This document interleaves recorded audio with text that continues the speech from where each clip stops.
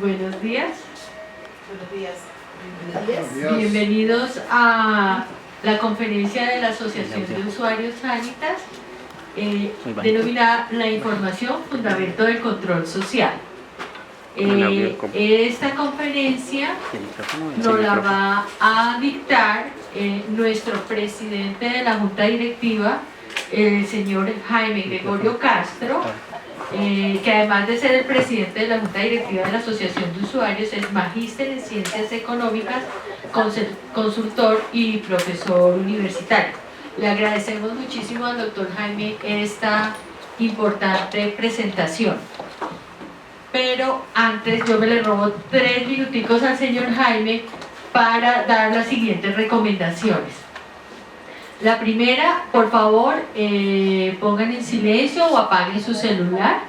Tener en cuenta las personas que están conectadas, que en este momento las estamos oyendo, que mientras esté la conferencia, por favor, tengan apagado el micrófono, porque oímos algo de Valledupar, oímos algo de Cartagena, oímos de diferentes ciudades, entonces de pronto todo el mundo que está conectado los está oyendo. Entonces, solamente habilitar el micrófono cuando sea la sesión de preguntas. La sesión de preguntas va a ser al final de la conferencia.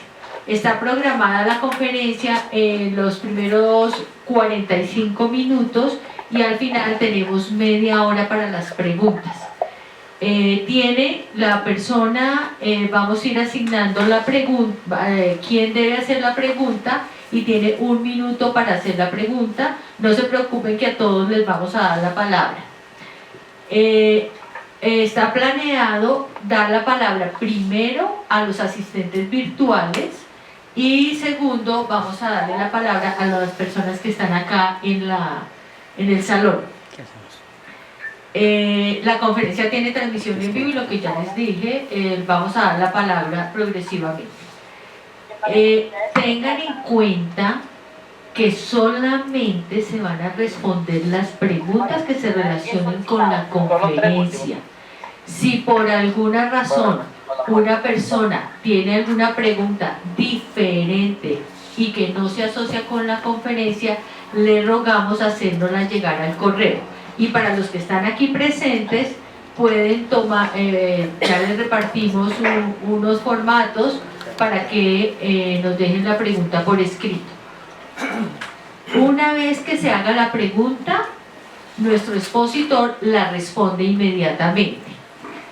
Si su pregunta no alcanza a ser respondida o no tiene que ver con la conferencia, recomendamos dejarla por escrito y la responderemos por correo. Para nosotros es clarísimo este punto para que no se nos vaya a desviar esta conferencia hacia otro sitio. Entonces, en este momento le doy la palabra al señor Jaime, Junta Directiva, Comité de Comunicaciones, Comité de Control Social, y adicionalmente de nuestros representantes esperamos tengan algunos invitados al lado oyendo la conferencia. Muchas gracias. Buenos días para todos.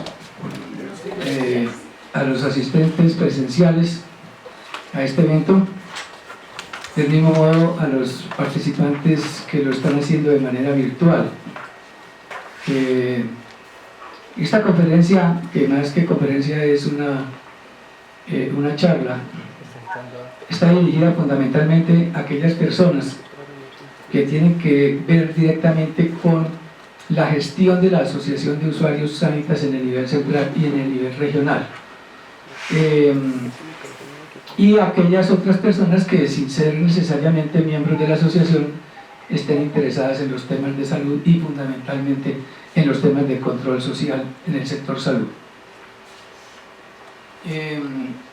Durante esta conferencia vamos a agotar los siguientes temas. ¿Qué es el control social? Justificación del control social, objetivo del control social, instrumentos de control social, procedimiento para hacer control social, importancia de la información en el seguimiento y evaluación de la gestión, herramientas de información, finalidad del uso de las herramientas de información, responsabilidades de quien planifica, ejecuta y evalúa la información, resultados y expectativas y conclusiones.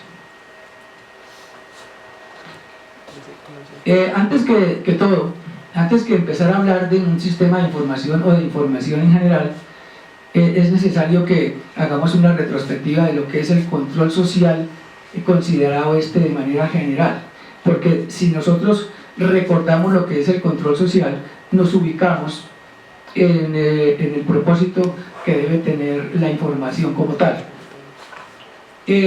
Recordar que el control social no es otra cosa que la forma de participación ciudadana que permite a los particulares, desde la perspectiva individual o colectiva, ejercer seguimiento y evaluación a las acciones de las instituciones del Estado o de aquellas que hagan sus veces. Tenemos que hacer la aclaración que el control social empieza con la capacidad que tiene el ciudadano de controlar la gestión y el accionar de las entidades del Estado. ¿Por qué? Porque las entidades del Estado están en la obligación constitucional de proporcionar aquellos elementos y servicios que son indispensables para el bienestar ciudadano. Entonces, en reciprocidad, lo que la Constitución y la norma dice, el ciudadano debe estar en la capacidad de vigilar y controlar que esos servicios se ofrezcan de una manera oportuna, eficaz, efectiva. De ahí nace la necesidad y la capacidad de ejercer control social. Y también es necesario tener en cuenta que no solamente el control va dirigido a las entidades del Estado, sino a aquellas otras entidades que hagan las veces de esas entidades del Estado. ¿Por qué? Porque muchas veces, por decir algo, en el sector salud, no es el Estado mismo el que proporciona ese servicio de salud, sino que porque su capacidad es limitada, entonces delega en terceros, y en este caso en el sector privado, para el ejemplo de la EPS o cualquier institución de salud, generalmente esta institución es del sector privado, y eso no implica que porque sea del sector privado entonces no se puede hacer control social. O sea, el control social se hace en el sector privado porque estas entidades del sector privado han sido delegadas por el Estado para suplir, digamos, esa, entre comillas, falencia que tiene el Estado de no tener la capacidad de suministrar el servicio. Y esa es la explicación por la cual en el sector salud existen las asociaciones de usuarios que tienen la capacidad o la potestad de ejercer ese control social para que los servicios que recibe se hagan de una manera efectiva. Justificación del control social. Digamos que son varios o diversos los referentes. Uno de esos referentes es porque los estatutos de la Asociación de Usuarios Sanitas y los estatutos de cualquier asociación de usuarios determinan que el rol fundamental es ejercer control social sobre las diferentes entidades y procedimientos de gestión de los prestadores de salud. Entonces, nosotros todos sabemos que las asociaciones de usuarios como asociaciones de ciudadanos deben tener un marco normativo, un marco regulador, y ese marco regulador, entre otras cosas, se le dan sus estatutos, y esos estatutos le dicen a la asociación de usuarios: ustedes lo que tienen que hacer fundamentalmente es ejercer control social. Y yo he dicho en diferentes escenarios en donde me ha tocado tocar esta temática, es que si una asociación de usuarios, y yo diría que en cualquier otro sector también es válido, pero fundamentalmente en el sector salud, si no ejerce o no cumple con su rol fundamental de ejercer el control social, no está cumpliendo para nada con su sentido mismo de existencia. Entonces, la justificación de la existencia de una asociación de usuarios es porque existe la necesidad ineludible, imperiosa, de hacer ese control social, y lo debe hacer de una manera eficaz. Esa es la justificación. Entonces, muchas veces sí, nosotros hacemos control social, pero no sabemos por qué. Porque, digamos, el marco normativo determina que es así, pero además también señala unos parámetros de cómo se debe hacer ese control social. Se entiende que el control social debe realizarse de una manera permanente. Y para entenderlo de manera permanente, pues yo diría, bueno, permanente o sistemática, que es lo mismo. ¿Eso qué quiere decir? Que no puede ser cuestión coyuntural, o puede ser una cuestión eventual, o una cuestión de que hoy hice control social y mañana no. Es permanente y eso obedece a una razón de ser. Y es que el servicio de salud que ofrecen los prestadores y que están obligados a hacerlo, se hace de una manera continua en el tiempo, se hace de una manera permanente. Entonces yo no puedo decir voy a hacer control social hoy lunes y lo voy a hacer dentro de un año, no tendría sentido, porque en el flujo del servicio de ese prestador el servicio de salud se presta de una manera permanente, cotidiana, en el diario acontecer. Entonces por eso se debe hacer de una manera permanente. La ley establece la funcionalidad de las asociaciones de usuarios en el sector salud, cuya fundamentación está consignada en el decreto 1757 de 1994.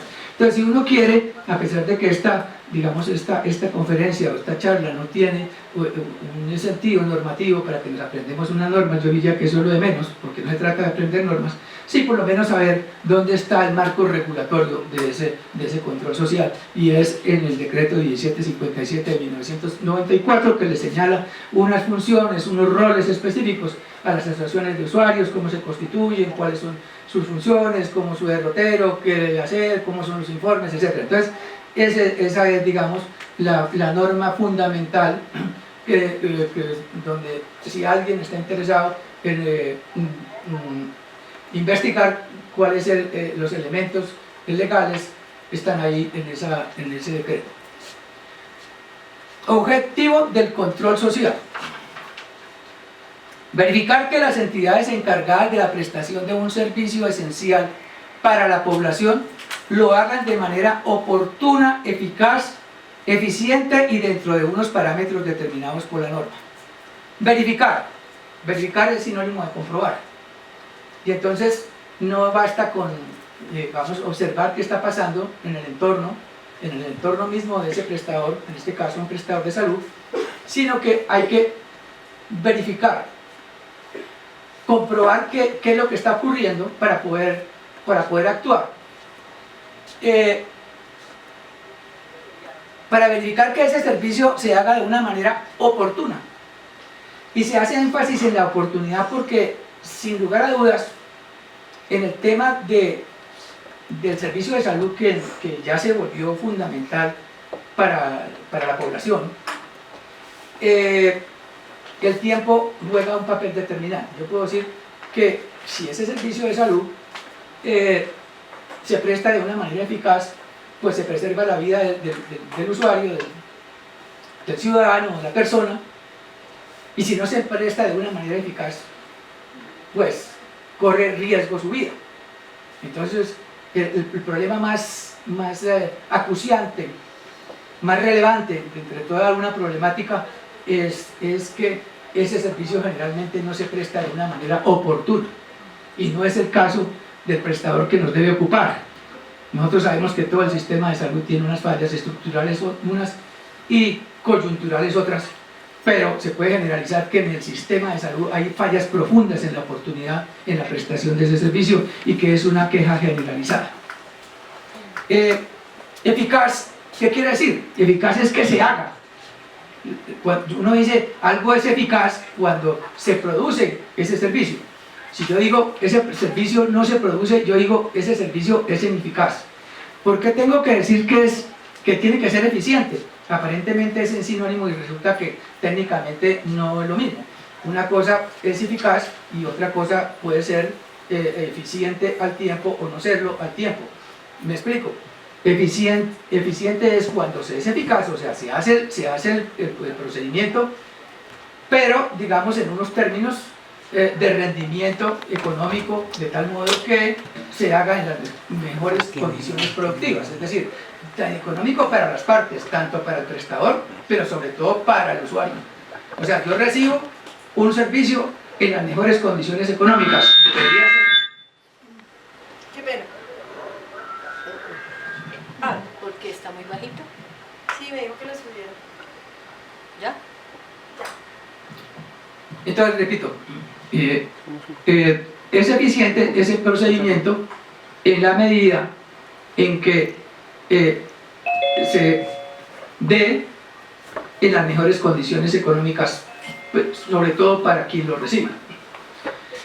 Y dentro de unos parámetros determinados por la norma, porque es que esto no es suelto, o sea, un prestador no puede ofrecer unos servicios, las EPS, las oficinas, las IPS, entendiéndose por IPS toda una gama de instituciones, los hospitales, las clínicas, los centros médicos, los centros de urgencias y droguerías.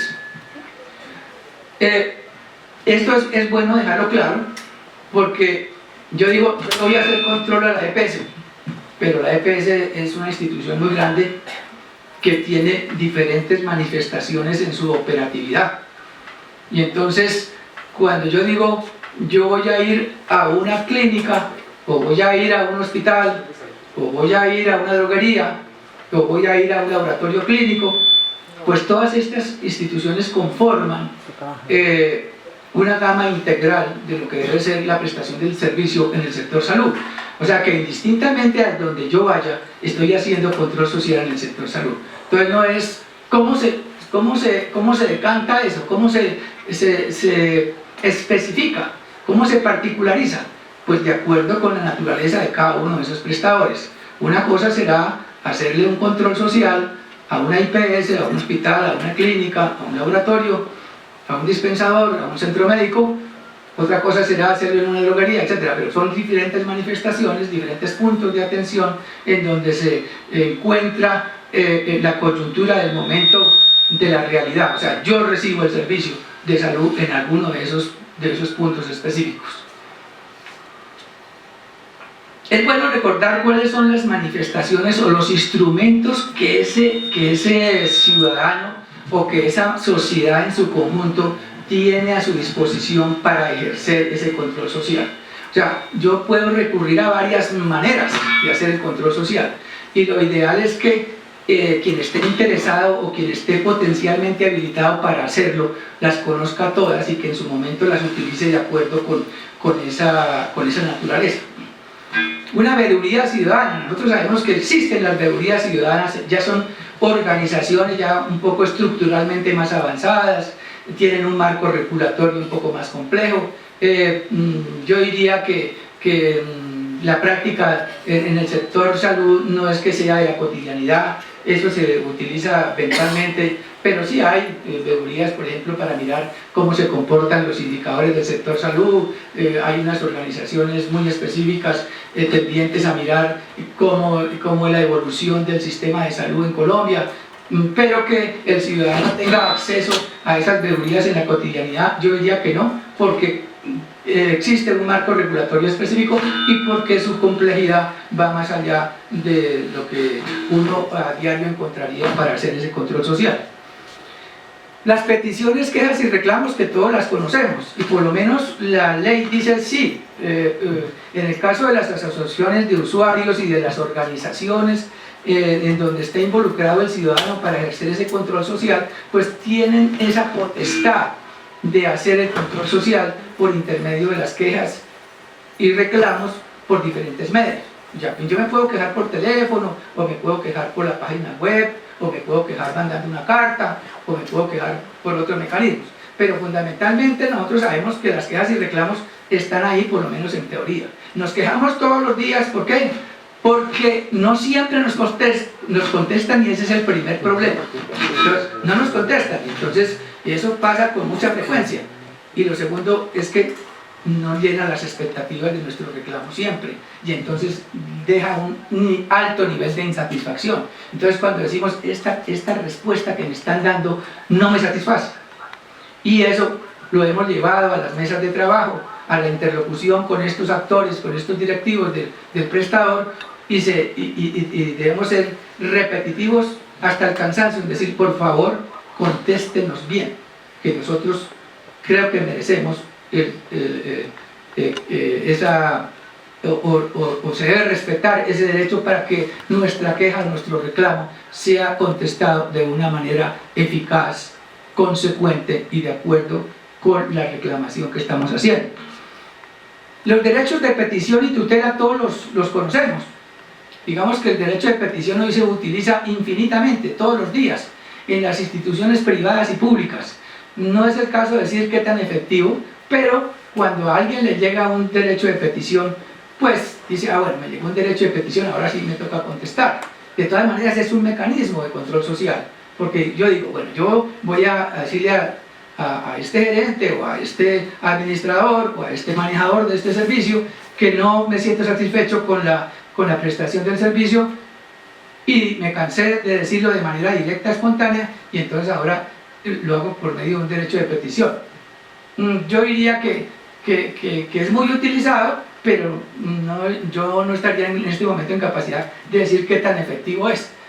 Pues sí, se utiliza y es recurrente en la cotidianidad el uso del derecho de petición.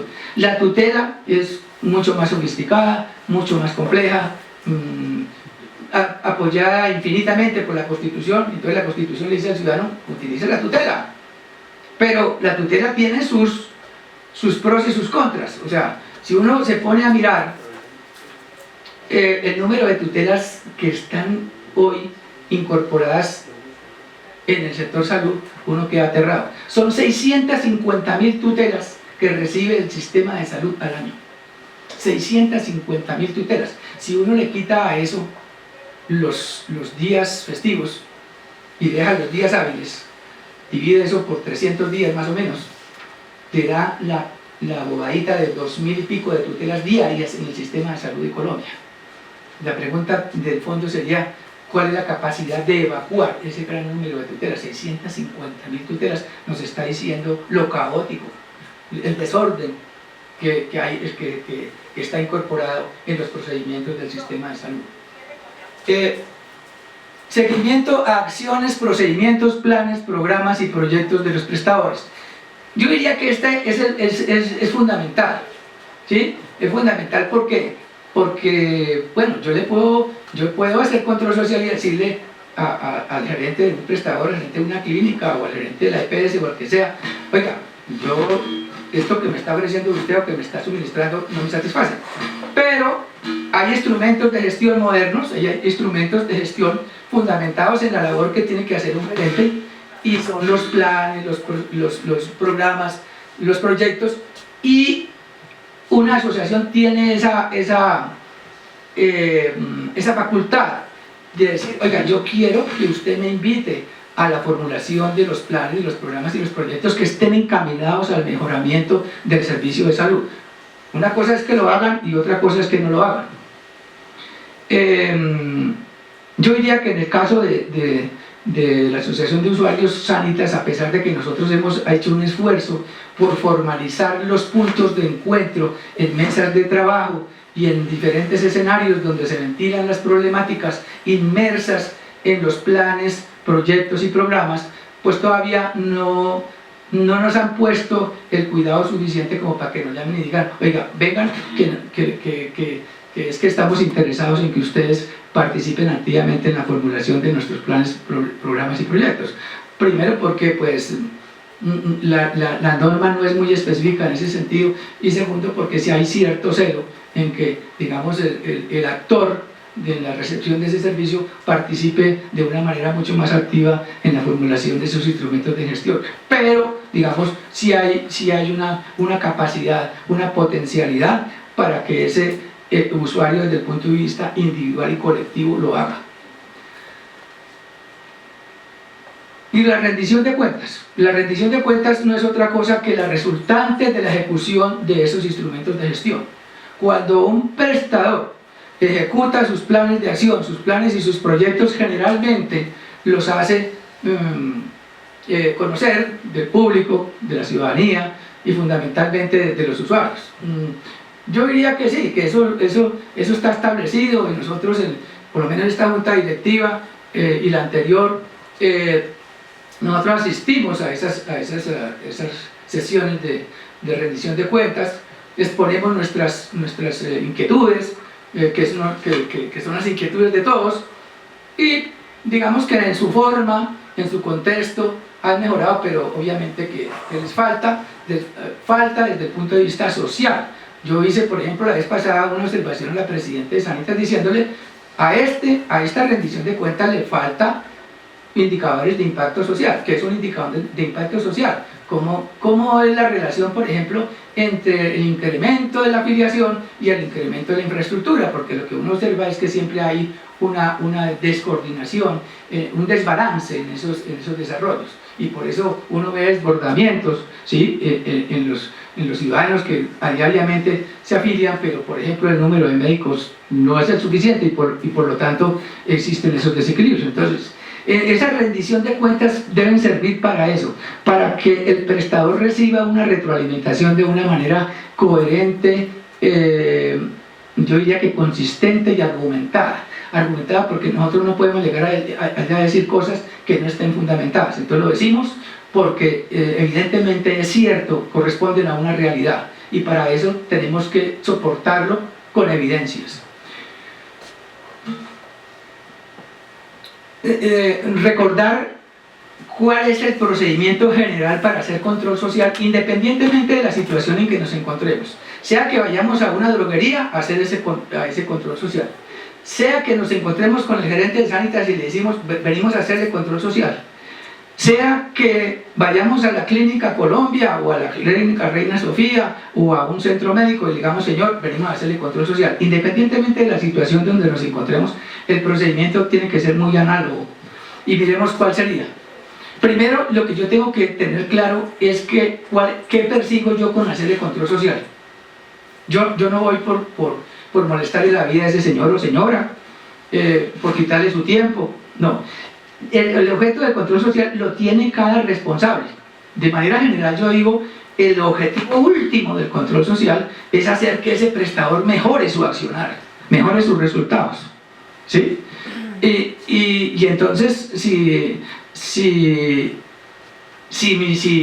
mi control social específico en ese momento es una encuesta, por decir, pues yo tengo que mentalmente tener claramente definido cuál es el objetivo de esa tarea, ¿sí? Yo voy a hacer esta encuesta en la droguería tal porque necesito saber que dentro de esos 200 personas que están ya sentadas voy a escoger a 20, por decir, y esas 20 me va, en calidad de un muestreo, a determinar cuál es la percepción de esa masa de población. En una encuesta en la droguería, pues yo definí el lugar, yo ya ir a Morato, o voy a ir a tal droguería, ¿cierto? Y voy a abordar 10 o 20 personas, voy a hacer cuántas preguntas, tengo que definir la manera, la metodología, cómo las voy a abordar en el sitio donde están sentadas, o me voy a esperar a que termine de recibir sus medicamentos y una vez que se los hayan entregado, entonces les hago las preguntas. Eso se llama planificar la rutina, planificar la rutina de la operación, planificar la rutina de la actividad. No lo puedo improvisar, entonces son cosas que tengo claras, ¿sí?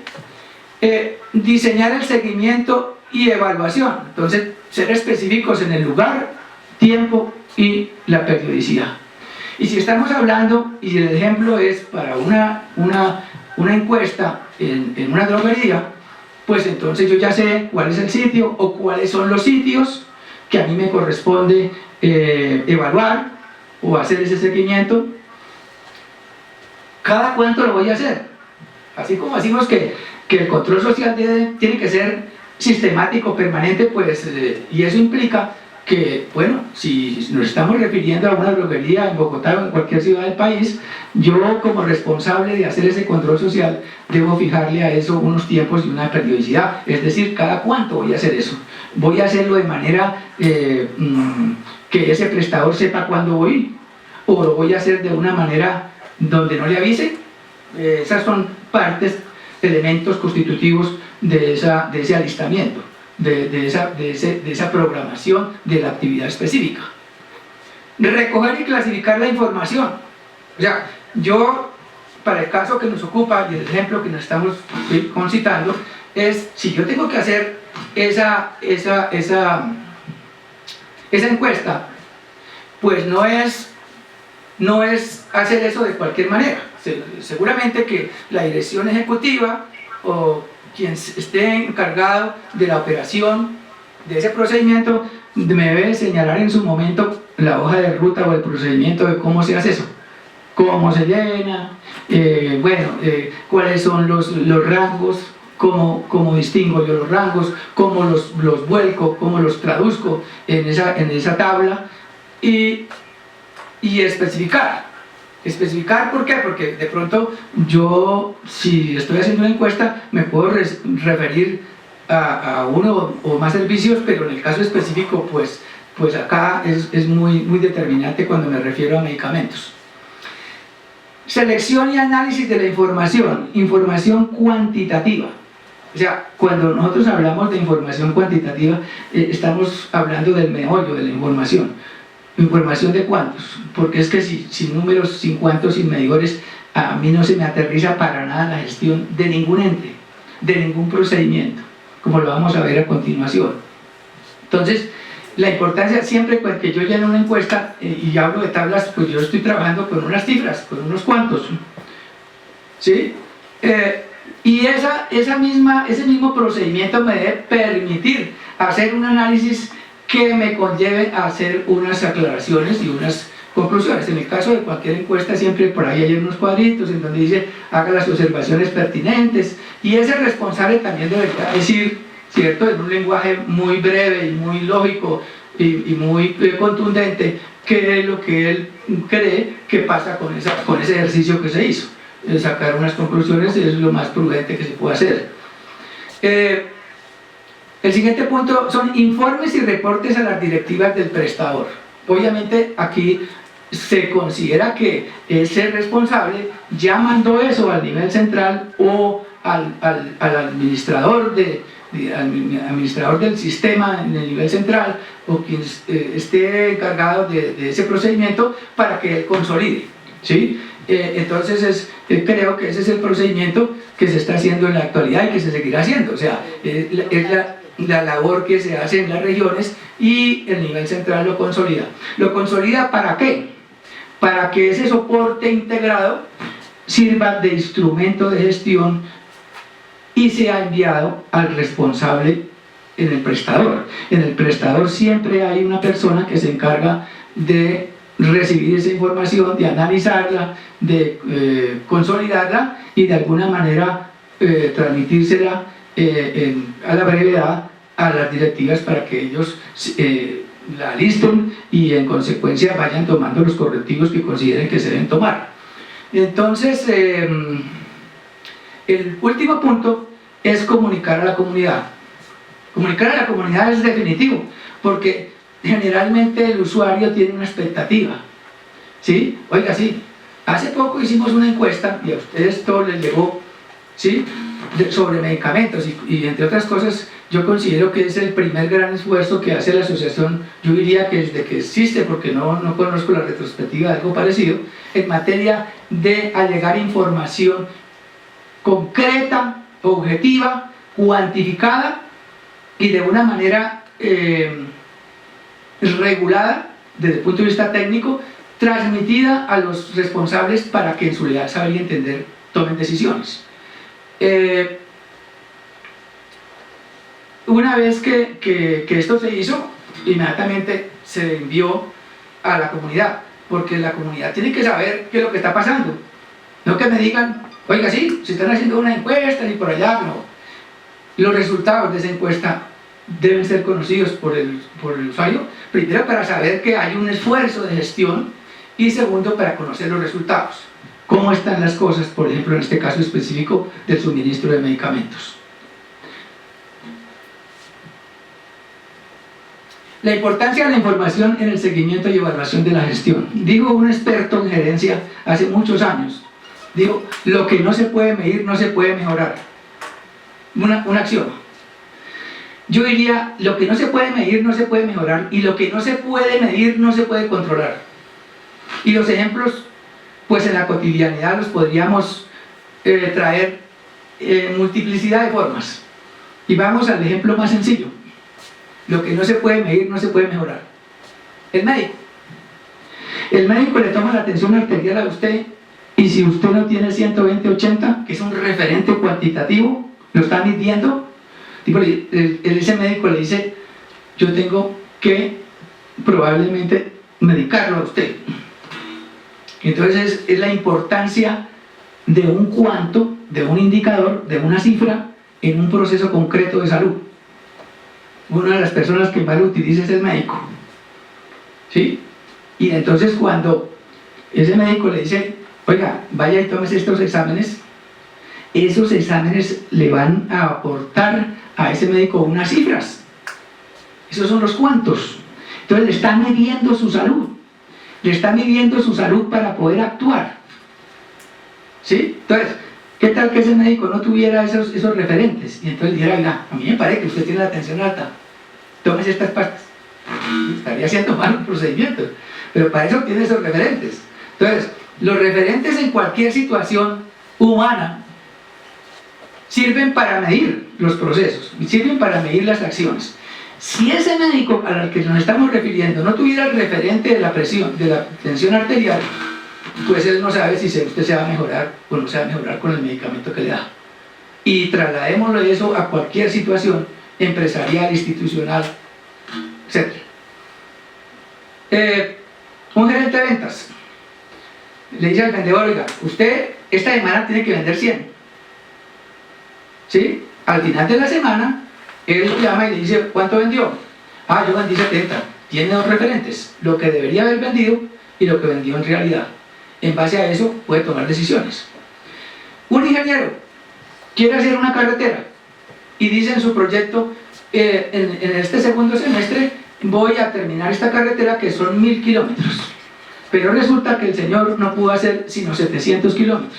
Hizo el 70% de la obra. Quiere decir que su proyecto desde el punto de vista de la eficacia no se llevó a cabo. Y esos referentes, tanto lo proyectado como lo ejecutado, son los referentes que me dicen si un proyecto, si una actividad, si algo se hizo bien o mal.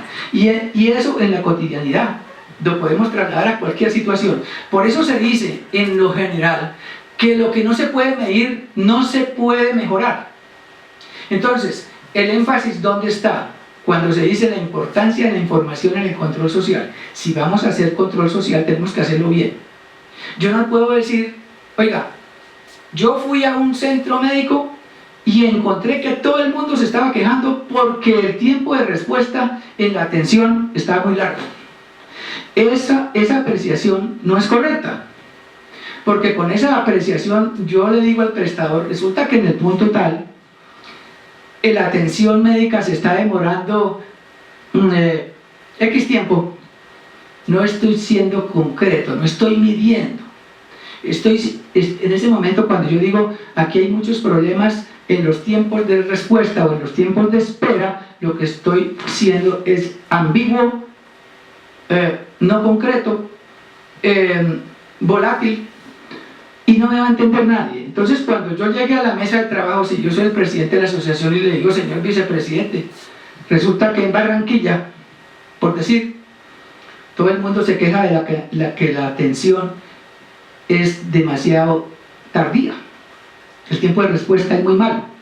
Entonces me va a decir, sí, pero usted tiene que ser concreto, usted no está siendo concreto. Entonces, la conclusión ¿cuál es? Que si yo no mido, yo no puedo argumentar. Y si yo no puedo argumentar, yo no puedo tener un encuentro eficaz con el prestador. Entonces, para poder hacer eficaz ese encuentro entre quien hace la observación, que en este caso es el usuario, y el prestador que me tiene que dar una respuesta también objetiva, yo tengo que ser eficaz en la argumentación. Para ser eficaz en la argumentación tengo que medir. Por eso la encuesta tiene que ser bien hecha, para referirnos otra vez a la encuesta. Tiene que ser bien hecha. Por eso la observación de los tiempos de respuesta en cualquier servicio de salud tiene que ser bien hecho y tiene que ser medido. Cuando yo digo, yo tengo una dificultad porque es que el otorrinolaringólogo se me está demorando 4 meses en atenderme, yo ya estoy haciendo muy objetivo. Y si esa percepción individual yo la traslado a lo colectivo y encuentro que con una gran encuesta me dice que 1000 usuarios me están diciendo que sí, que evidentemente ese otorrinolaringólogo se demora 4 meses para atenderlo a usted, usted tiene argumentos para encontrarse con ese prestador y decirle, mire, este servicio está mal. Yo corro el peligro que me digan, usted, señor o señora, no está siendo objetivo en su apreciación, y le ruego que esa apreciación sea mucho más argumentada. Entonces, ahí está el meollo de por qué la importancia de la información en el control social. Esa es la realidad. Es el momento de encuentro en que yo tengo que soportar mi apreciación frente a un requerimiento. Entonces, todo tengo que medirlo. Cuando yo vaya a argumentar, tengo que medirlo. Yo no puedo llegar con apreciaciones subjetivas. El control social se fundamenta en la información cuantitativa. ¿Sí? Cuantitativa, yo estoy hablando de indicadores, de cifras, de números, ¿sí? De medidores, que es la única manera de medir, concretar y hacer objetivos los procedimientos que conforman la prestación del servicio. Uno encuentra con alguna regularidad en los trabajos que le mandan a la dirección ejecutiva, y resulta que una región dijo, aquí la queja permanente es que hay una demora que desborda todos los límites en la prestación, en la entrega de medicamentos. Eso puede ser cierto, pero no está argumentado. Entonces eso me clarifica, ¿sí?, cómo debe ser el argumento. La importancia de la información en el control también se traduce en que permite identificar desviaciones o inconsistencias en la prestación del servicio para que se tomen los correctivos, que es como lo que debe suceder inmediatamente detectada esa desviación. O sea, ¿para qué se hace todo este esfuerzo en materia de decirle a un prestador o en materia de ir a un lugar a evidenciar si ese servicio se está prestando bien o mal? Para que se tomen los correctivos, para que se encuentre el camino correcto, para que la situación se normalice y ese ciudadano o ese usuario o esa persona pueda encontrar que si ese prestador está tomando los correctivos suficientes y necesarios para que su atención se mejore en un tiempo prudencial. Si eso no se produce, entonces todo el trabajo se pierde. Así de sencillo. Y eso es lo que hay que hacerle caer en cuenta al prestador. Nosotros estamos haciendo un esfuerzo porque digamos, el marco de la ley me permite hacerlo, pero si usted en la reiteración no es eficaz en la toma de decisiones con relación a la toma de correctivos, entonces esto no está surtiendo los efectos que se deben producir. Promover la participación dinámica con el prestador en los diferentes escenarios de gestión, como las mesas de trabajo, rendición de cuentas, evaluación de planes y programas. Entonces ya, digamos, en una diapositiva anterior mirábamos cuáles eran esas herramientas, pero lo que uno hace en la práctica es que cuando ya está sólido en la argumentación, tiene unas cifras, tiene unos cuantos, esos reportes están bien hechos, esas encuestas están bien tabuladas, hay unas conclusiones, entonces yo ya tengo los soportes, tengo las herramientas para encontrarme con ese prestador o con el responsable de la atención del servicio y decirle, mire, la problemática nacional o la problemática en estas regiones del país está soportada por estas evidencias, las cuales, de acuerdo con esto que estamos mirando, deben ir soportadas por unas cifras, por unos cuantos, por unos indicadores, por unos medidores, todo dentro de un marco técnico seguramente muy sencillo y muy fácil de gestionar. Permitir que los asociados y los usuarios accedan a una mejor calidad en términos de resultados, y esto es nuestro pan cotidiano con todos los servidores y con todos los actores y con todos los momentos. O sea, esto tiene una finalidad, que es encontrar un mejoramiento de los niveles y la calidad del servicio. Muchas veces se dice, oiga, pero mire que es que esa asociación lleva tanto tiempo y los servicios no mejoran. Digamos, es que una cosa es la acción que haga la asociación y otra cosa son los resultados que haga el prestador. Porque si bien la asociación tiene la facultad persuasiva para que ese prestador tome las acciones conducentes, o también tiene la facultad para disuadirlo a que no haga lo que no debe hacer, pues no tiene el poder coercitivo para obligarlo a que haga las cosas. Entonces nosotros, por ejemplo, hemos dicho, hay un desbordamiento en el nivel de afiliación, y nos parece que las acciones que han conducido a mejorar los niveles de infraestructuras en nombramientos de médicos, paramédicos y personal de atención no es el suficiente. En el leal saber y entender en la ética de ese prestador está tomar las acciones conducentes para que eso se haga, pero no tenemos el poder, ni siquiera el Estado, diría yo. Acaban de sacar un superintendente porque no es capaz de resolver una problemática con una EPS, así de sencillo. Ni siquiera el Estado, pero debemos ser reiterativos, debemos ser repetitivos y no cansarnos, porque es que este es el control social. Pero para hacerlo bien tenemos que ser coherentes, tenemos que ser congruentes y tenemos que ser objetivos en la argumentación, y tener capacidad de argumentación es tener información sólida y confiable. Las herramientas de la información, múltiples, pero miremoslas de una forma mucho más específica. Las encuestas generales. ¿Qué es una encuesta general? Una encuesta general generalmente, y valga la redundancia, va focalizada a auscultar o a diagnosticar el comportamiento de diferentes aspectos en el servicio de salud. Yo puedo hacer una encuesta general de medicina general, de medicina especializada, de medicamentos, de laboratorios, de imágenes diagnósticas, etc. Puedo meter todas las variables que quiera. Obviamente, entre más variables le meta, la encuesta se me complica, se me vuelve más compleja, casi que no se utiliza. Es mucho más favorable, mucho más útil una encuesta como la que acabamos de hacer con el prestador Cruz Verde, ¿sí? Donde yo voy a averiguar qué es lo que pasa con la prestación de un servicio específico, con el suministro de medicamentos. Esto es lo que más se utiliza. ¿Cuál es la ventaja de hacer encuestas generales?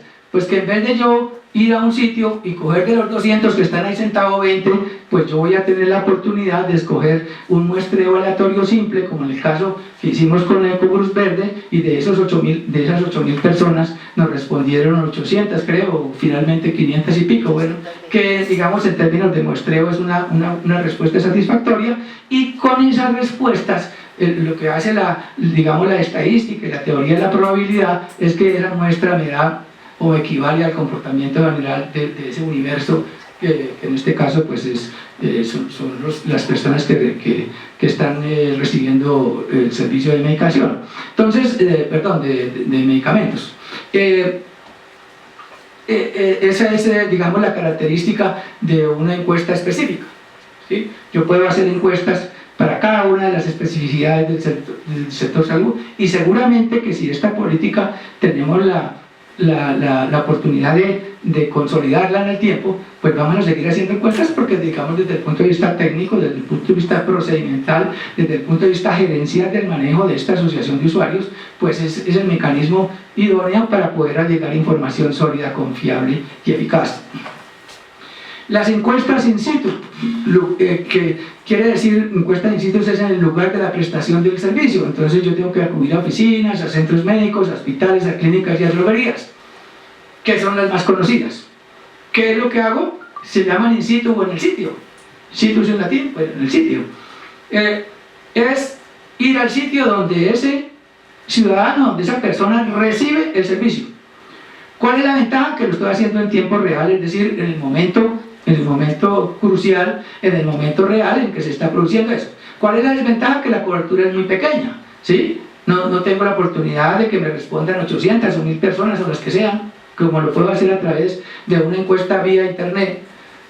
Y entonces, digamos, la respuesta tiene una cobertura bajita, pero tiene la ventaja de que yo estoy recibiendo información en tiempo real y tengo el contacto con la persona específica, y esa persona me puede decir también de una manera muy real cómo es que lo que él percibe o ella percibe en términos de su satisfacción con la calidad que ella considera estar recibiendo ese servicio. Informes y reportes dirigidos a los diferentes actores del sector salud también constituyen herramientas de información, y entonces aquí tenemos que ser acuciosos. O sea, si estamos hablando de las regiones pues tienen que hacer las encuestas, hacer lo que tienen que hacer en términos de control social, pero toda esa información tienen que dirigirla primero al sector central a través de la dirección ejecutiva, y la dirección ejecutiva debe tener la capacidad para poder consolidar eso y presentárselo a la alta dirección del prestador. Y entonces ahí es donde nos encontramos nosotros con situaciones que pueden ser eficaces desde el punto de vista de la oportunidad de encontrarnos y de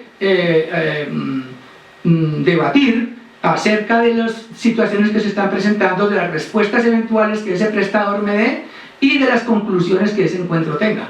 Y entre mejor sustentada esté esa información en los términos que ya estamos describiendo acá, términos cuantitativos, con las cifras correctas, con las tablas bien hechas, con las conclusiones y las deducciones bien hechas, entonces estaremos en capacidad de sentirnos fuertes ante ese prestador. Si nuestra información es débil, seguramente que esa argumentación también es débil y el encuentro será también débil y por lo tanto las conclusiones débiles. Entonces lo que hace la información es fortalecer el encuentro, en este caso de la gestión entre el prestador y el usuario. Las estadísticas de PQR, claro, son herramientas de información porque de alguna manera si a un prestador le llegan 2.000 quejas en un mes y su expectativa es que le lleguen 1.000, quiere decir de que eso hay que ponerle cuidado. Yo diría que a eso se le pone muy poco cuidado desde el punto de vista de lo que debería representar para un prestador de salud. O sea, primero porque lo están respondiendo de cualquier manera. Segundo porque uno le pregunta indistintamente a cualquier usuario, oiga, ¿usted qué piensa de esa respuesta que le dieron? Dice, esta respuesta a mí no me sirve. Eso generalmente sucede. Entonces, a pesar de que existe, tenemos que ser reiterativos también en decirle al prestador, oiga, póngale cuidado a las quejas porque es que es el único canal directo que tiene el usuario para poder comunicarse con ustedes. Si ustedes no le ponen bolas a eso, pues entonces jamás vamos a encontrar mejoramientos. Entonces, somos conscientes de que a eso no se le está prestando la atención que se merece, pero tenemos que ser reiterativos, no bajar la guardia. ¿Por qué? Porque vuelvo y repito, es el único mecanismo que tiene el usuario de acción directa con el prestador. Y entonces lo que tenemos que exigir es que sea lo suficientemente satisfactoria para quien recibe la respuesta. Si el prestador no da respuestas satisfactorias, tenemos que hacérselo saber y decirle, oiga, usted está dando respuestas que no se compadecen con unos estándares mínimos. Las mesas de trabajo o reuniones de seguimiento con las directivas del prestador, y eso digamos que en teoría también lo hemos consolidado en este último año. Hemos tenido como nosotros percibimos como junta directiva que tenemos por lo menos la voluntad de ese cuerpo directivo de establecer el contacto con los usuarios a través de su junta directiva. Hay una voluntad, yo diría que estas personas, por lo menos es lo que uno ve, tienen voluntad de trabajo, pero una cosa es tener voluntad de trabajo y otra cosa es hacer la gestión bien hecha. ¿Sí? Y en este momento no vamos a decir si la gestión es buena o mala porque no es el escenario, pero sí nos debe quedar claro que nosotros como representantes de una asociación hemos establecido, hemos nutrido, hemos aportado, hemos llevado elementos de sustentación, de argumentación y nos hemos fortalecido porque en la medida en que vayamos agregando información de mejor calidad, pues nos sentiremos más fuertes hacia el futuro y podremos tener la capacidad de presentar esas solicitudes de una manera mucho más estructurada. Entonces, lo que deben tener claro, digamos, el usuario en cualquier región de Colombia es que tanto la junta directiva como la dirección ejecutiva hacen esfuerzos diarios, cotidianos, para que eso se haga de una manera eficaz y eficiente. Y vuelvo a repetir de una manera pues, insistente la comunicación y la información a la comunidad, a los usuarios, a la comunidad de usuarios, y es que la información tiene que ser divulgada y tiene que fluir por todos los canales de información. La finalidad, tener un soporte técnico y metodológico que permita la eficacia y la eficiencia en el control social del prestador. Si no tenemos información, no tenemos soporte técnico. Eso tiene que ser una gran conclusión de esta charla. Si uno no tiene información consolidada, estructurada, técnicamente viable, pues la posibilidad de que nos escuchen y que nos escuchen de una manera también eficaz es muy remota. Entonces, por eso es tanta insistencia en que las cosas desde el punto de vista de la información se hagan de una manera correcta, repito otra vez, agotando una hoja de ruta que no es otra cosa que el procedimiento que señala la dirección ejecutiva en el momento oportuno. Promover el mejoramiento en los niveles de calidad de la prestación del servicio de toda la población afiliada, siendo este el objetivo final y la fundamentación, vuelvo a decirlo, de la existencia de una asociación de usuarios. Si nosotros con el tiempo no logramos que ese prestador mejore su actitud desde el punto de vista de su voluntad, del punto de vista de la eficacia del equipo de trabajo responsable, pues no haremos mayor cosa. Entonces, lo que sí hay conciencia es que estamos haciendo la tarea y creo que la percepción es que la estamos haciendo bien en la medida de las capacidades. Nosotros esperamos que tengamos la suficiente capacidad de persuasión y de disuasión para que ese prestador mejore todos los días y se saca como del camino trillado de que uno dice no, es que esto es un problema estructural del sistema de salud y eso no tiene arreglo. Hay que aceptar que hay problemas estructurales donde la problemática de salud cobija a todos los prestadores. Hay EPS que tienen problemas comunes, pero hay EPS, por decir, para hablar de las EPS, que tienen problemas muy particulares y que tienen la capacidad, la potestad y la voluntad de adelantar acciones para mejorar. Responsabilidades de quien planifica, ejecuta y evalúa la información. Les voy a enumerar de una manera rápida, pero antes presenté esto para un ejemplo, el ejemplo de las encuestas, pero es válido completamente para la generalización de todo el proceso del control social. Entonces, elaborar el plan de acción. La obligación de la asociación a través de la dirección ejecutiva es presentar un plan de acción. Ese plan de acción tiene que ser replicado en las direcciones regionales con el fin de que pues, se tenga una hoja de ruta sobre lo que hay que hacer y no se tenga una acción dubitativa sobre un desconocimiento de lo que hacia dónde se debe conducir la acción en términos de logros. Ejecutar y evaluar el plan de acción cuantitativamente, es decir, ese plan de acción, si yo hago un plan de acción, es para ejecutarlo y para evaluarlo, para que al final del periodo yo diga, oiga, sí, lo que yo me propuse hacer, lo hice y este es el resultado.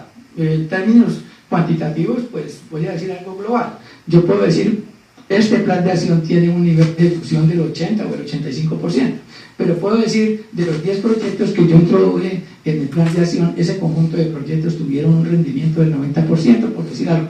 Cuando yo tengo esas expresiones es porque yo generé la capacidad tanto de presentar un plan de acción técnicamente estructurado y también generé la capacidad de evaluarlo desde el punto de vista del control. En este caso, si yo estoy evaluando el control social, me referiré ya a un control de gestión, de la asociación, más no el control social, que es el control que yo le hago al prestador.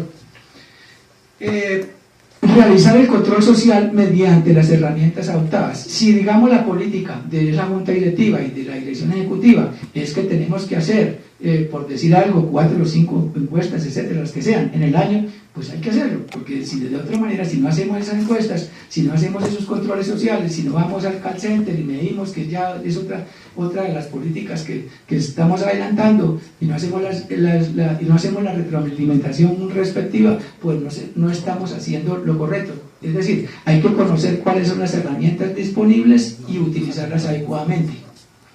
Reportar los hallazgos identificados de manera objetiva a las directivas del prestador. No tendría objeto entonces hacer, digamos, todo este ejercicio y que el prestador no se entere. Obviamente hay que trasladarle a él, oiga, mire, ¿y pues para qué? Pues, digamos, por lo menos en teoría ellos nos dicen, sí, nosotros necesitamos que ustedes nos envíen. Nos acaban de decir con la encuesta, por ejemplo, de los medicamentos. Por favor, mándenme esa encuesta porque necesitamos tomar decisiones al respecto. Ojalá sea así, para mejorar. Reportar los hallazgos identificados a los asociados y usuarios, como se ha dicho en el transcurso de esta charla, y solicitar apoyo a las directivas de la asociación en el caso que lo considere pertinente, si estamos en el caso, por ejemplo, de un representante regional y que necesite algún apoyo, alguna aclaración, alguna duda, alguna incertidumbre. Si la dirección ejecutiva pues generalmente tiene la capacidad para resolverle eso de manera inmediata, y si no, ella pues consultará o pues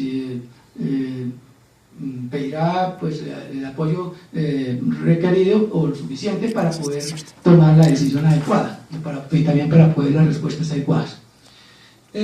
¿Qué se espera con todo esto que hemos descrito hoy? Se espera primero construir una cultura de control social en la asociación de usuarios mediante la utilización adecuada de herramientas técnicas.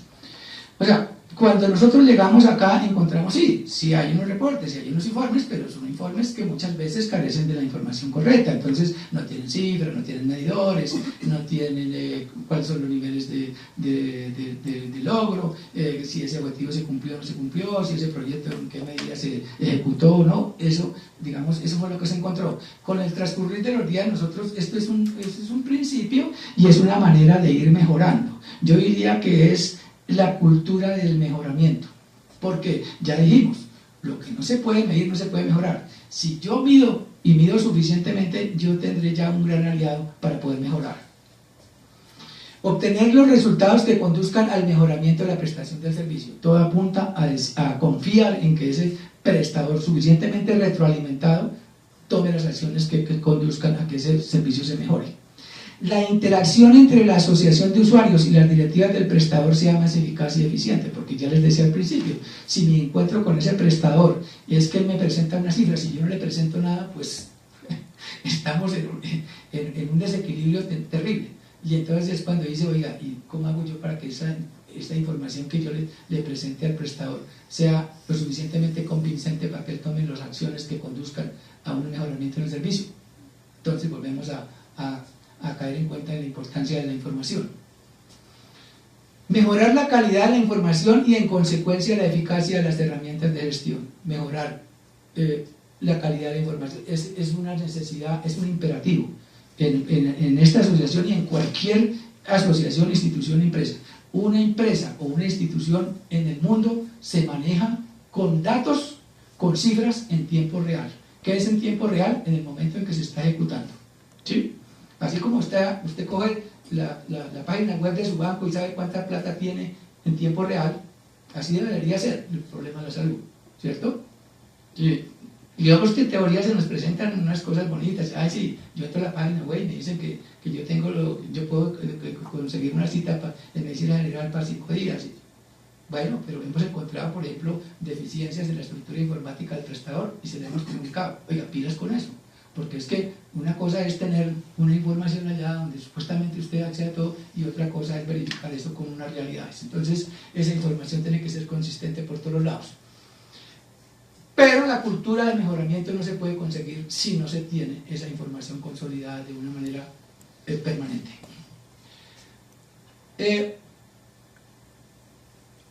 Mejorar la calidad de la información y en consecuencia la eficacia de las herramientas de gestión. Mejorar los niveles de comunicación entre todos los actores del sistema. O sea, esto que estamos haciendo hoy, que es recordarles a ustedes la importancia de la información, es una cosa que nos proponemos convertirla en una herramienta de gestión permanente también. Entonces, lo que nosotros hemos propuesto es institucionalizar esto.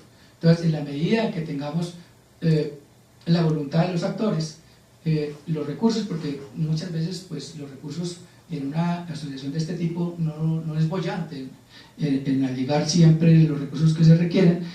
Siempre que exista la voluntad estaremos en la capacidad de establecer canales de información con ustedes para compartirles lo que estamos haciendo y para hacerles ver que es muy importante que estas acciones del nivel central se repliquen en las regiones porque somos un todo integrado y en la medida en que hagamos las cosas bien, pues también la gestión nuestra mejorará y en consecuencia nuestra potencialidad para poder interactuar con el prestador. A manera de conclusiones, las directivas de la asociación tienen plena confianza que estos ejercicios de capacitación conducirán a un mejoramiento significativo en la gestión de la asociación y a unos resultados de alto nivel en la prestación de servicio. Esto también se lo hemos querido hacer saber al prestador y ellos saben que nosotros estamos en estos ejercicios. O sea, todos los días nosotros estamos mejorando la gestión de la asociación a través de mejorar la información porque tenemos la expectativa y la confianza en que todos los actores están remando para el mismo lado. O sea, por las conversaciones que nosotros hemos tenido con la alta dirección de Sanitas, es decir, ven la importancia del trabajo mancomunado que debe conducir a encontrar el camino eficaz y los resultados que se tienen que dar. Estos ejercicios de capacitación se harán de manera permanente con el propósito fundamental de mejorar los flujos de información. O sea, no les podemos prometer que cada mes vamos a llevar esta charla, yo quisiera hacerlo, pero pues hay una limitación de recursos, tiene que haber más crítica, o sea, debemos tener un interregno en el cual nosotros podamos analizar y podamos mejorar y podamos retroalimentar los procesos para seguir mejorando. Es decir, a esto hay que darle unos tiempos, pero sí me parece que la percepción de ustedes es la correcta. Nosotros el año entrante pues estaríamos en capacidad de hacer unas 2 o 3 charlas de este tipo con el fin de retroalimentar todos estos procesos. El nivel directivo de la asociación estará dispuesto a atender cualquier tipo de requerimiento que los procedimientos aquí descritos puedan generar. Ya, lo que yo les decía un poco antes, y es que no duden en comunicarse, no duden en que si esto genera unas inquietudes y cualquier sugerencia, lo que se pretende es mejorar, pero a nosotros nos parece por diversas circunstancias, sobre todo en el orden de la productividad, de utilizar bien los recursos, del sentido económico. Por ejemplo, desplazar un capacitador a X regiones del país, eso es completamente, yo diría hoy, impensable por los costos, los transportes y demás. Como traer un gran número de participantes sería el ideal, traerlos acá, pero pues por cuestiones de logística y costos de transporte, pues, y de hotel y demás. Entonces nos parece que este medio es un medio ágil, es un medio económico y es un medio que ya no solamente utiliza los avances de la tecnología, sino que en tiempo real nosotros nos estamos comunicando. Les agradezco mucho la atención, les agradezco la asistencia, tanto de manera presencial como virtual. Como presidente de la Junta Directiva, hago reiterativo mi saludo. Nosotros nos sentimos satisfechos si esta exposición ha sensibilizado y ha inquietado la acción de ustedes, que no debe ser otra, sino mejorar si estamos empeñados en construir ciudadanía, en construir sociedad y en el empeño de que esas entidades que han sido delegadas para prestar servicios fundamentales para el ciudadano lo hagan de una manera oportuna, eficaz y eficiente. Muchas gracias.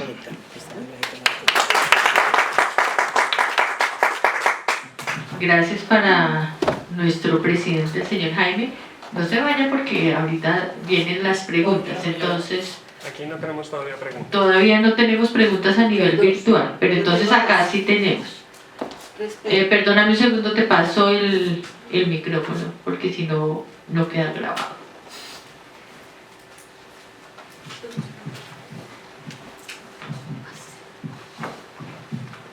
Gracias.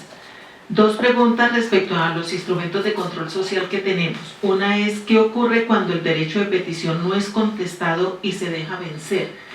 Y 2, ¿qué ocurre cuando la tutela, la entidad no la contesta dentro del plazo ¿qué ocurre cuando la tutela, la entidad, no la persona sino la entidad como tal, no la contesta dentro del plazo que contempla la ley? Pregunta para un abogado y un abogado. A ver, yo de la iniciación pues dije que esta charla no tiene un marco normativo, o sea, además yo no soy abogado.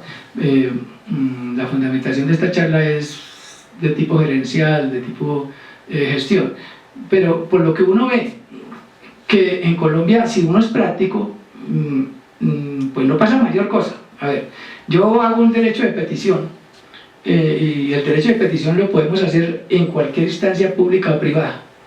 Eso tiene un marco que son 20 días, ¿cierto? En el derecho de petición, 20 días. Es decir, 15 hábiles, 20 calendarios. Correcto, 20 calendarios.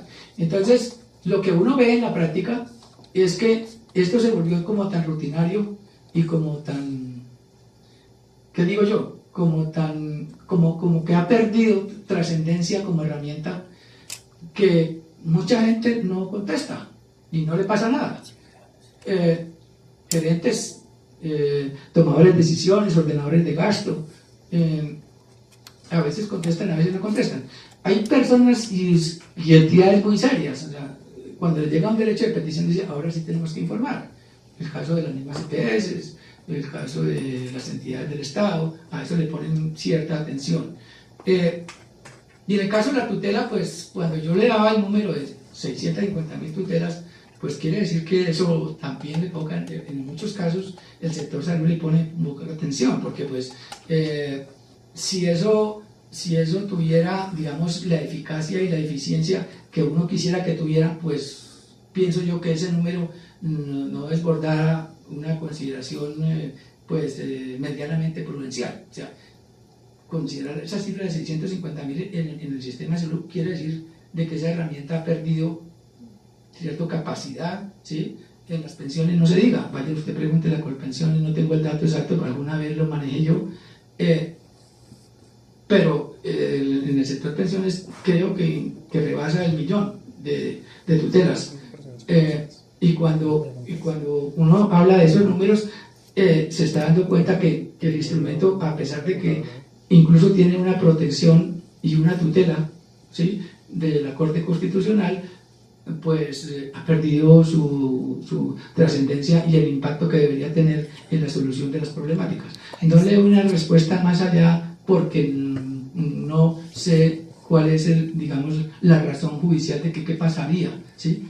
Lo generalmente, sí, claro. A ver, lo que sí sé, por decir algo, es que si el responsable del cumplimiento de una tutela no lo cumple, muchas veces va a la cárcel. Y uno ha visto eso, ¿no? De que a responsables de no cumplir con un derecho de tutela lo mandan a la cárcel, y ese sería como la etapa final. No sé si Gloria tenga otra. Buenas tardes. Yo no soy abogada, pero en el diario vivir, lo que se puede hacer cuando no contestan un derecho de petición es recurrir a la Procuraduría. La Procuraduría, depende del tema, le ordena que conteste, pero también puede sancionar al funcionario, porque es obligación contestar. No solamente del servidor público, sino de aquellas empresas privadas como las EPS que manejan dineros públicos. Están obligadas a contestar. Y es a través de la Procuraduría que se puede buscar una sanción o una respuesta. También se puede poner una tutela para que te conteste y le dan el mismo término y todo para contestar. La segunda pregunta es si la entidad, por ejemplo en este caso yo le pongo una tutela sanita y la entidad no se hace parte de esa tutela. El juez puede tomar dos caminos. Uno, tomar como cierto lo que tú estás diciendo porque no se controvirtió la tutela. O sea, es cierto lo que tú estás acusando y se la da a favor. O simplemente hay jueces que toman la decisión de desechar eso y la niegan. Pero ellos están obligados a contestar en el sentido de que están defendiendo su empresa. O sea, si ellos no contestan, es evidente de que no están haciendo las cosas bien. Generalmente contestan. Y ese es los dos caminos que utilizan los jueces. Generalmente, cuando la entidad no contesta, los jueces los dan por hecho cierto y te dan la razón. El señor tiene. ¿Qué injerencia tiene la asociación en el caso de un usuario del montón que no se le atiende su PQR? Ejemplo, un médico especialista que le dan una cita en 3 o 4 o 5 meses. ¿Puede este usuario acudir a la asociación para que ésta a su vez conmine al prestador a dar una respuesta, o no tiene injerencia eso? Voy a dar una respuesta que es mi percepción como miembro de una junta directiva de la asociación, y luego me parece pertinente que Marta, que maneja, digamos, la ruta de ese procedimiento, nos dé también su percepción. Yo pienso que es completamente conducente lo que usted acaba de decir, o sea, y ese es uno de los roles de la asociación, para recibir ese tipo de quejas independientemente del usuario, o sea, donde esté y si está afiliado o no está afiliado, porque, digamos, una cosa es la asociación y otra cosa es la afiliación, pero es lo mismo. Si hay un afiliado que tiene una problemática de salud dura, yo pienso que la asociación es el canal conducente, o sea, es el apropiado y es uno de sus roles.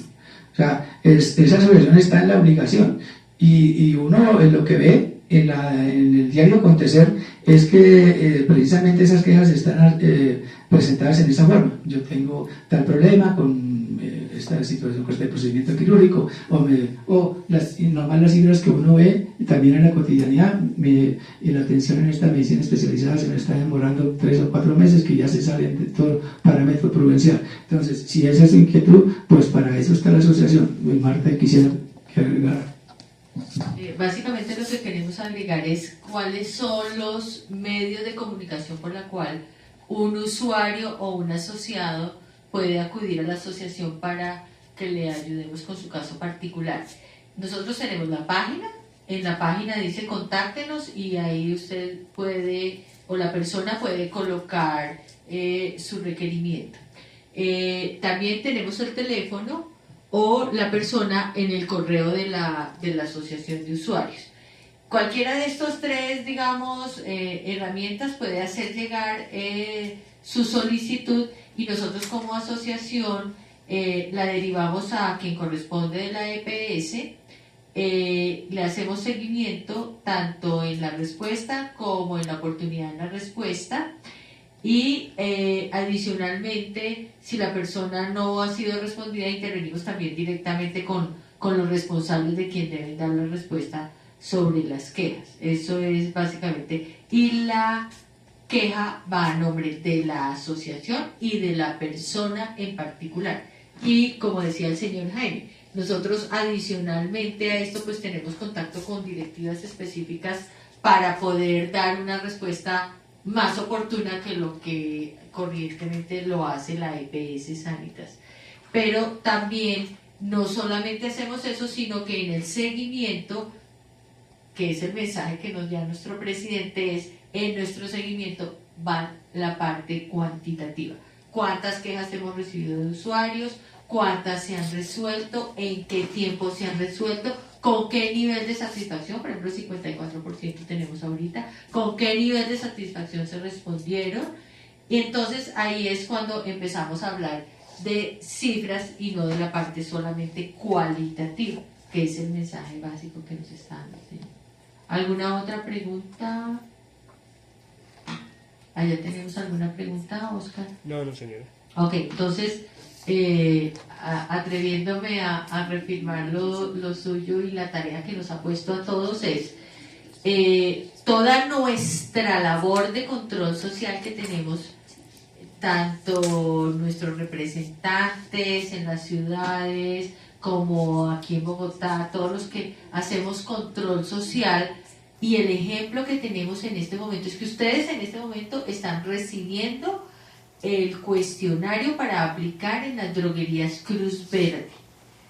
Y como primera cosa nos lo van a devolver para que aquí a nivel central lo cuantifiquemos.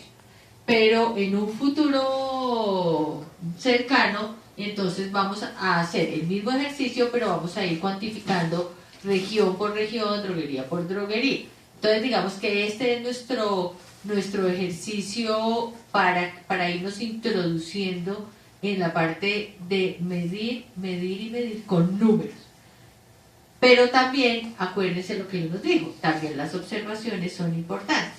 Entonces, lo que nos pasa a nosotros cada vez que vamos a un punto a hacer control social, medimos, damos un número y decimos, de los 20 usuarios que tomé la encuesta, 18 se quejan de la oportunidad del servicio, pero adicionalmente manifiestan esto y esto. O sea, vamos a ir volcándonos de lo cualitativo a lo cuantitativo.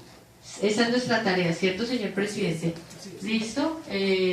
Agradecemos mucho. Si tienen alguna pregunta ya virtual, no se atreve ninguno, todavía no. Ok. Entonces, muchas gracias para nuestros asistentes virtuales y nuestros asistentes presenciales. Y en un lapso de 15 días estaremos dando respuesta a la aplicación de la encuesta in situ de las droguerías Cruz Verde, que es como el punto.